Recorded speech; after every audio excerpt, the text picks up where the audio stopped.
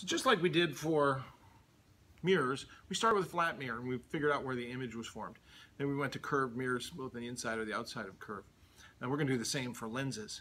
Instead of going into a flat, square piece of glass or plastic and through there, now let's go into something like a lens. A lens is a curved surface.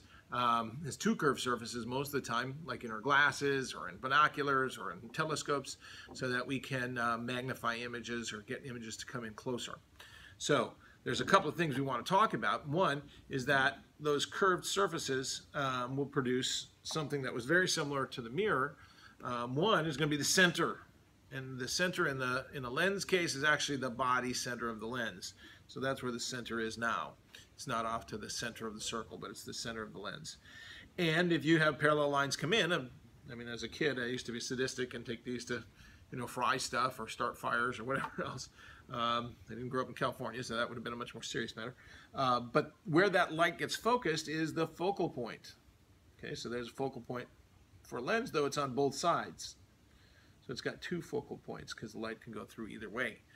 So those are what we're going to use. The line connecting the center through the focuses is still the principal axis. So let's see if we can't determine where the image gets formed in these lenses. So we're going to take, just like we did last time, we're going to put an image in here. It doesn't have to be terribly big, but an arrow. And we're going to talk a little bit about what that image is like.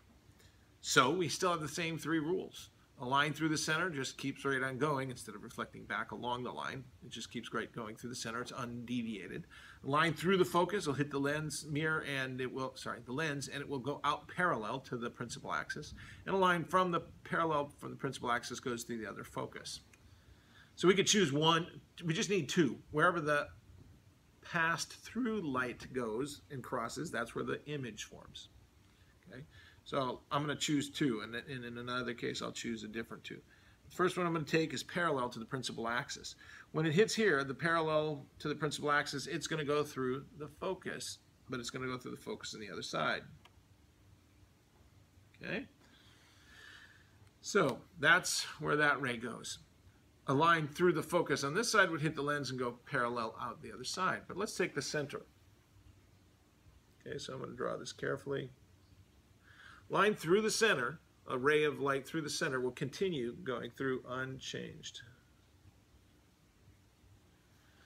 So if we look at this example where those two lines crossed, and maybe, I should change those to blue so you can see what I'm talking about. Here's the line that ended up going through after it passed the lens. Here's the line that went through the center from this.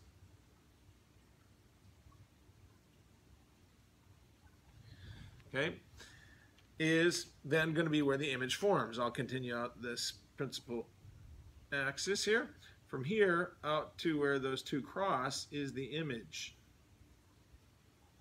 formation. I was using green, that's okay. Now, if we look, we can see, it's a little smaller, not much, but a little bit smaller. So it has been reduced, not magnified. Direction is flipped, so it's inverted. And now the question is, can the light go over onto that side? Well, yeah, it can, absolutely. The light travels on this side. The image over here would be the imaginary, and that side would be the real image. So it's a real, inverted, reduced image. The magnification, just like we'd figured last time, is both either the distance to the center of the lens from the image, and then over the distance to this one, it's going to be the same fraction. So whatever, if it's twice as far for the image to the lens as it is back, then the reduction is by half. This is twice as far, that's, one far, so 1 over 2.